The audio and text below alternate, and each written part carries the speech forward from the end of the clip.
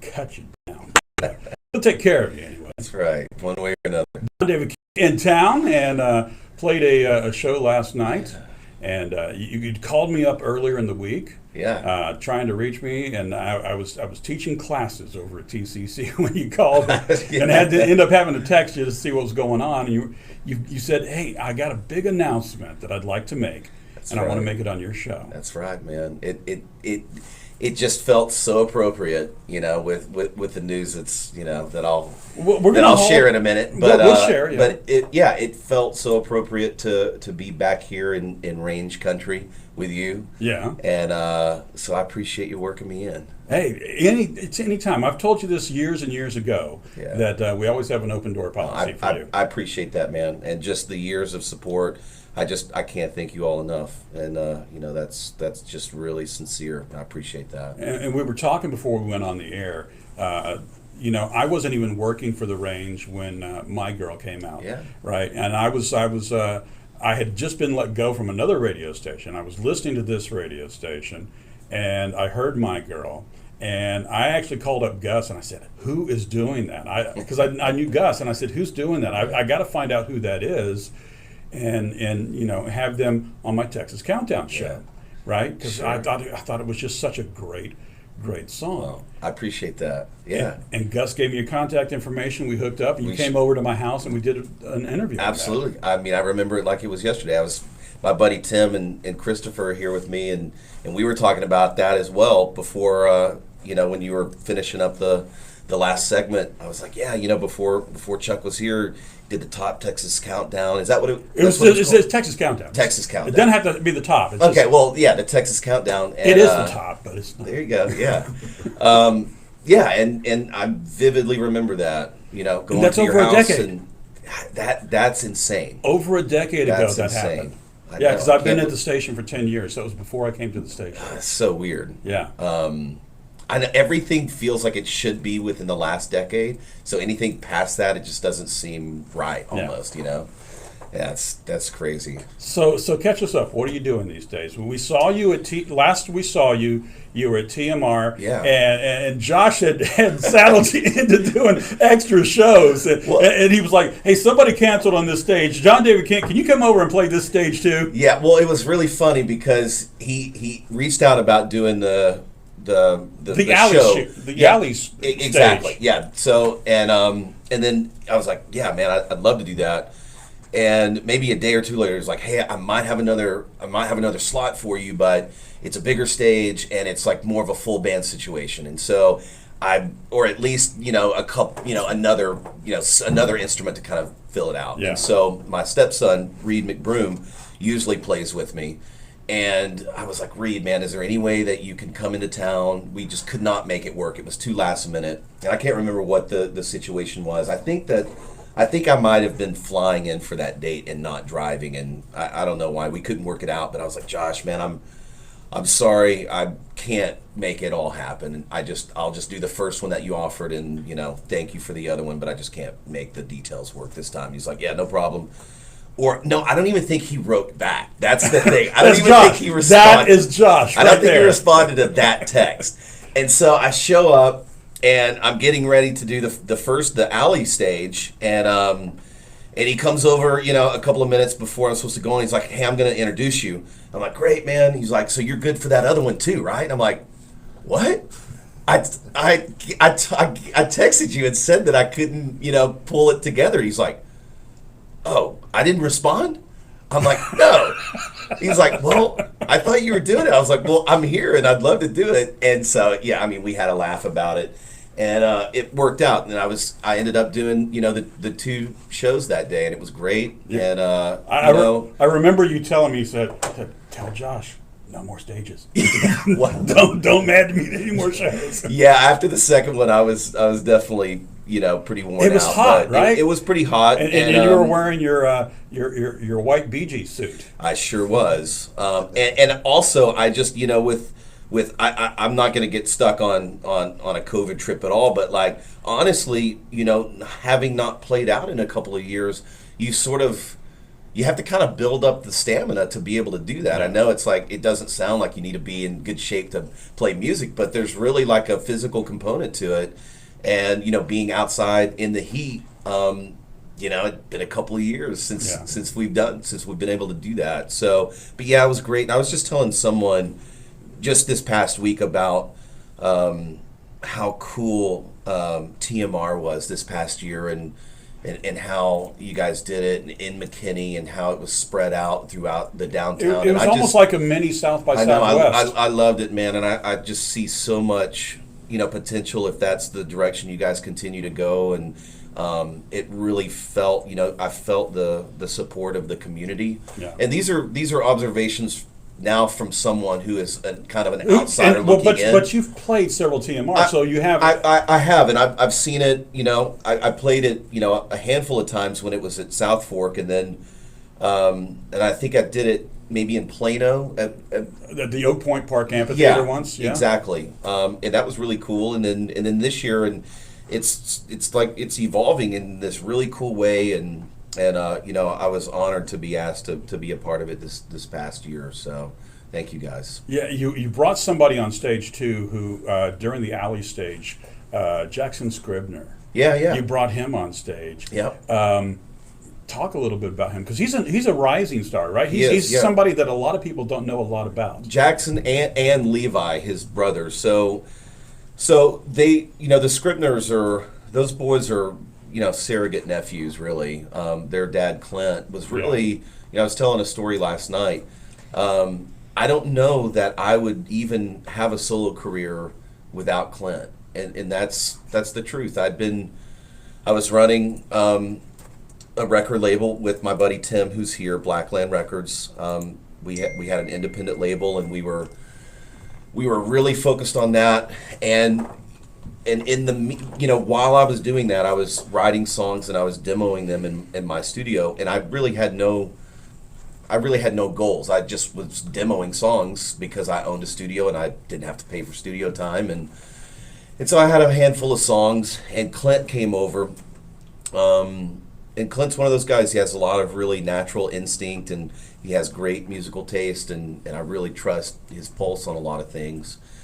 And we were just getting caught up on life because I hadn't seen him for a few years, and he came over, and kind of towards the end of the night, I asked him if I could play him some songs, and I played him My Girl, and I played it for him just because I thought he would get a kick out of me spoofing on his name, because I changed it to Clint Scribner so that I could make it rhyme, Right. But before I even got to that, that's like a second verse lyric. Before I even got to that, he was getting really animated, and he was like, "Man, this is really something. Like, what are you gonna do with this? Like, you can't just sit on these songs. You need to be out playing gigs or something." He really kind of put it to me, like, what are you gonna do? And, the details after that are kind of fuzzy, but I sort of remember, like, well, if you will help me, if you'll come on board and do something, manage or, whatever unofficial role you want to call it. He ended up becoming the manager, but at this point we were just, kicking around ideas, and, something was probably said like, well, if you can get the range to play it, then we'll go from there. And so he somehow got a burned CD to Josh, and Josh sat on it for 3 or 4 weeks, which is totally normal because you guys get inundated with so much music. Oh yeah, I get 50 to 60 albums a week. Yeah, so it's just impossible to listen to everything, and so he finally listened to it, and he had a strong reaction to it as well, and then you guys started playing it, and then that is what just created. I mean, that's what opened the door for everything, like that, yeah. And so going back to the Scribners, that's my relationship with Clint, and so I've kind of grown up being an uncle to his kids. He's got great kids, very talented, and his son Levi had a band called the Marfa Lights with my oldest stepson Reed, who plays a lot with me, and they write great songs. And then Jackson was, I think he may have come into it a little bit later than Levi, but all of a sudden, man, he's this singing, songwriting artist, Yeah. And writing great songs and has a really cool stage presence. I hadn't seen him perform live until a couple of months ago in Nashville during Americana Fest. State Fair Records had their day party kind of showcase. Right. And I went over, and that's, I heard Jackson play, and I was really impressed. Just has a really cool vibe. There's obviously, really cool things that are happening around here. State Fair seems to be really on it and really supporting some really cool local music and expanding beyond just, being local. And so, Jackson's just, super talented. So is Levi.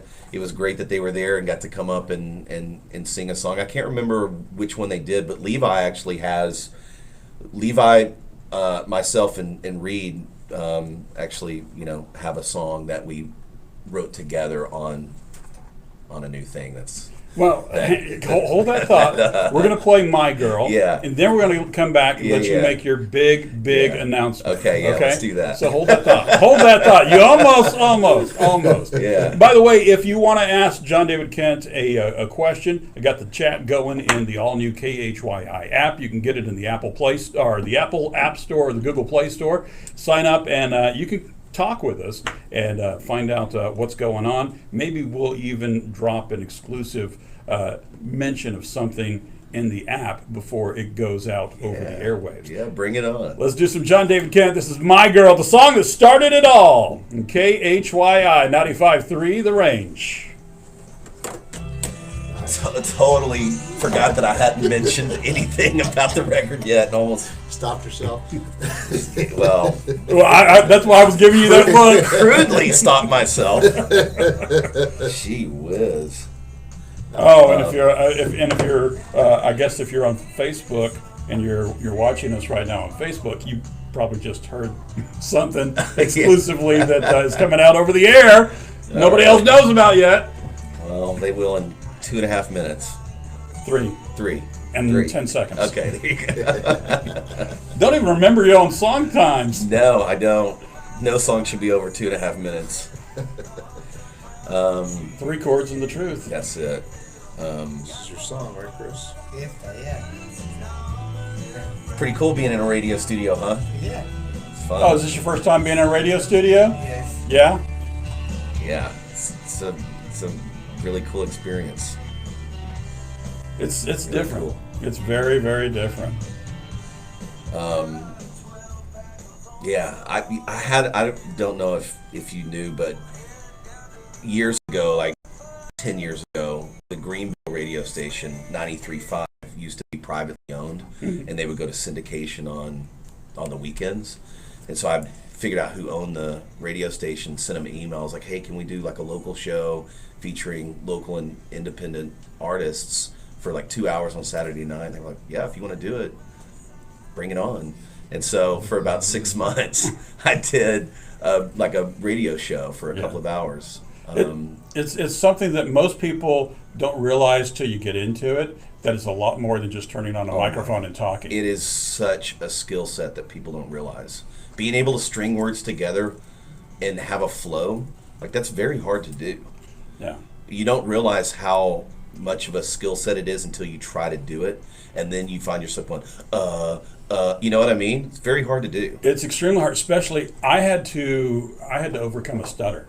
Oh, really? Yeah. Wow, that's intense. I have this thing where I'll just like right now, where I get stuck on a word. Okay. Right, but to do it on the radio, impressive. I actually what I have to do is I have to think my punctuation in my head. Right? So if I think my punctuation in my head, I slow myself down. And when I slow myself down, then I can talk and string everything together. Wow, that's impressive. Yeah. I mean, that's not easy to do, I wouldn't think. No, it's not, but it's a skill I had to learn, right? Yeah. Because you get to this point where my brain works faster than my mouth sometimes. Wow. Right? So it's thinking so far ahead. I have to physically slow myself down and put other thoughts in there so I can actually talk. That's crazy. Here we go, 30 more seconds. And no questions in the app, so I'm not going to mention that again. Okay. It's a little early. Yeah.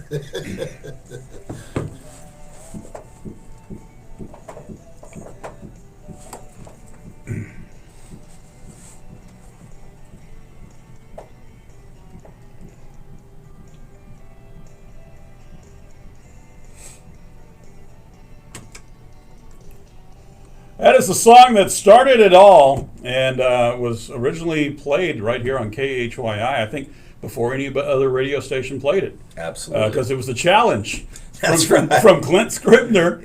Yep. Well, he won the challenge.